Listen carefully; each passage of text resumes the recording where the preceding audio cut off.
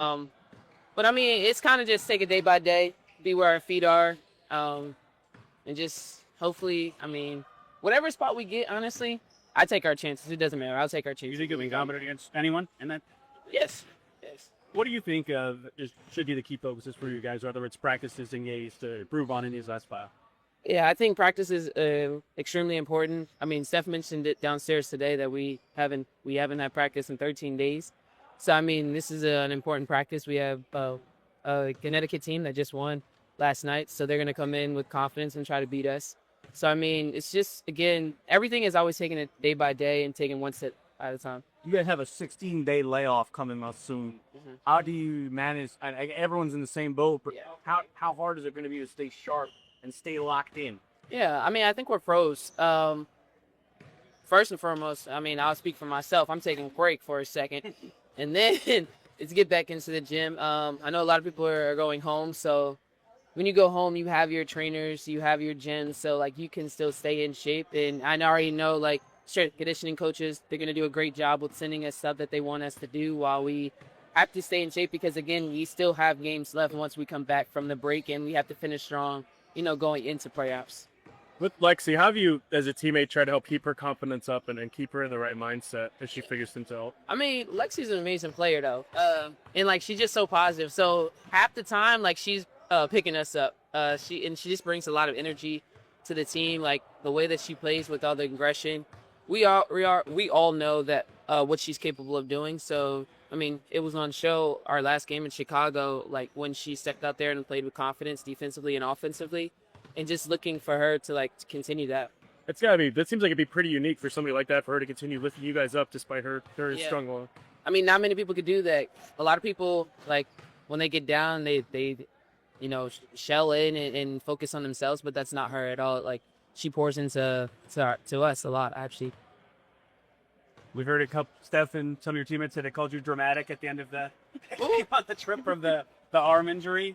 How did you come out of that? And That's crazy about them. They just said it to you. Did they not?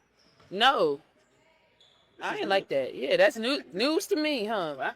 Yeah, I ain't like How'd you come that. out of that? Good. I mean, I just got a, yeah, I mean, I got a stinger. Jonquil Jones, it's a heavy load, and she caught me off guard. Won't happen again, promise you that. But, yeah, she just caught me off guard. That was all it was. Dang, they called me dramatic. I was hurting. Who? AB? It was AB? You were told from your coach that some players said it, but we weren't told who specifically said it. Don't worry, I'll find out, and I'll let y'all know. So the fashion choice with what seems like a cape, did you start that or did KK? Oh, I mean, you got to ask her. I've been doing this since DC days, so I don't know. You got to ask her.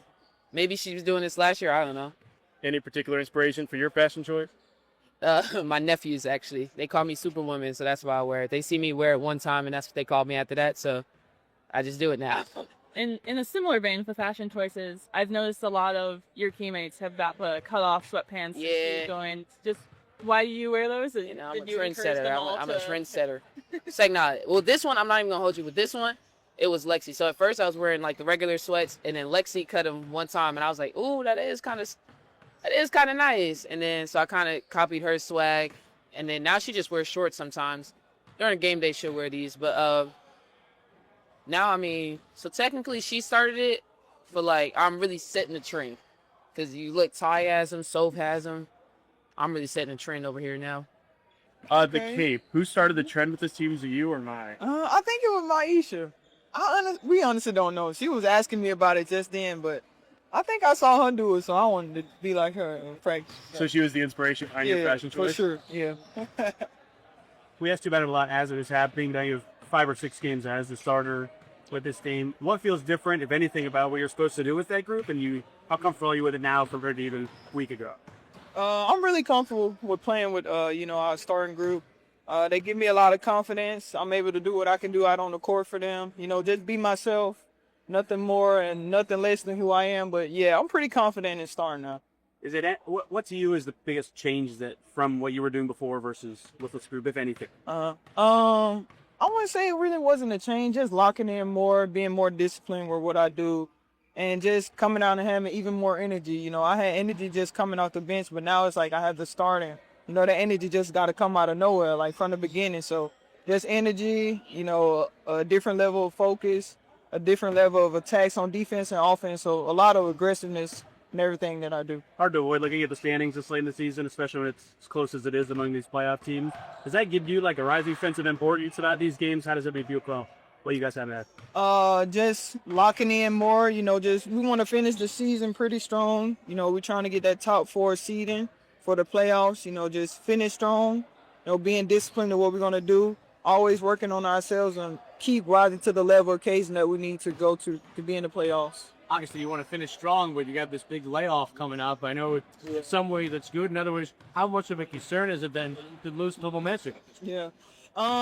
Just staying disciplined to who we are. I know all the time we be like, we're a pro, so act like a pro. So, don't, just sit around at the house, still, take a little bit of rest, but also be disciplined. And we pros, so at the end of the day, we know how pros need to operate in W.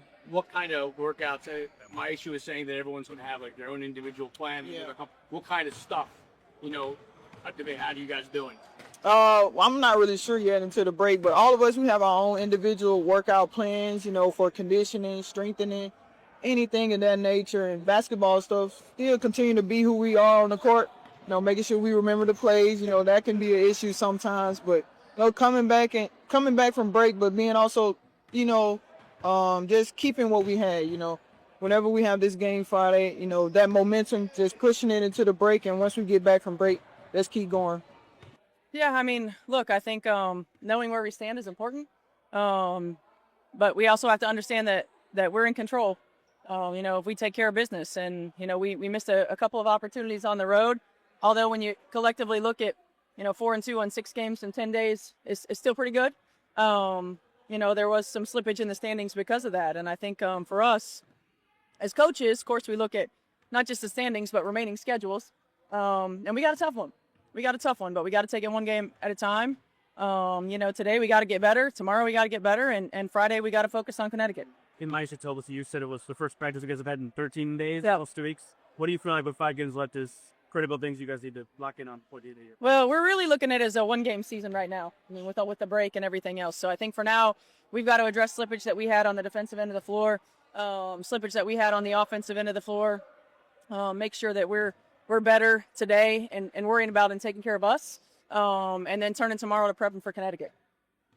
I'm talking to Mai. It sounds like Lexi, even as the shots aren't falling for her, their confidence never really wavered, that her energy never really dropped. Is that something you saw as well? Yeah, I mean, that's the thing about Lexi. It's a added bonus to have a player like her that just doesn't get caught up in that. I mean, certainly I was struggling with confidence, but you could never tell it in the way that she shows up. She's always going to show up. She's always going to stay ready. And whether she's playing, heavy minutes or not, as a coach that you can trust her and count on her to give you all of those other things that she brings to the table. Is that something you take into account, I guess, with deciding starting lineup for the season to keep her in there despite the struggles, kind of give that extra reassurance almost? Yeah, I mean, it's not to give her reassurance. It's because she impacts us winning, especially on the defensive end of the floor. We look at combinations of players that play together. We look at all the analytics just as much as who's making shots. It's also important to have punch off the bench and make sure you get production off the bench. And so really balancing that out. I mean, that's, one of the toughest things that you have to do as a coach, and, constantly evaluating that. He coached 2 seasons with World Cup breaks, Olympic breaks before. I know you had a game before that, but how do you get everybody on the page of what they need to be doing with no structure and time up? Yeah, I mean, we got to create structure.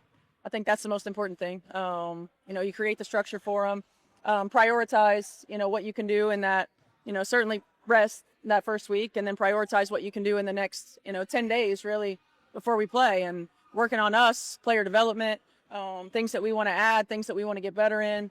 And then as we get closer to time, game prep again, and situational, awareness and situations and things like that. So Are there things that you've taken from the Olympic break last year that you can apply this year? Maybe things that you are going to weed out, or things that you're going to add back in? Yeah, I mean, I've been doing this a long time, and we've had Olympic break and World Cup breaks a lot. If you ask Bree and Karima what we did at Olympic break when I was coaching here in 2016, they'll tell you some of the stuff was fun, some of it was grueling, some of it wasn't, but it was all necessary. And I think we take a lot of that and really work on player development, really work on, number one, getting back in shape, because I would imagine if they have a little time off, they're not going to do a whole lot. Player development, certainly. Being able to add, we want to be different heading into the playoffs, and we've got to be able to add, and we've got to be able to add some different things, and got to make sure that time off doesn't cause any rust. So playing a lot, getting up and down the floor, and Austin and Bree will head it up while I'm gone, and we'll be in constant communication. But they've been through it, so I trust them to find the right combinations.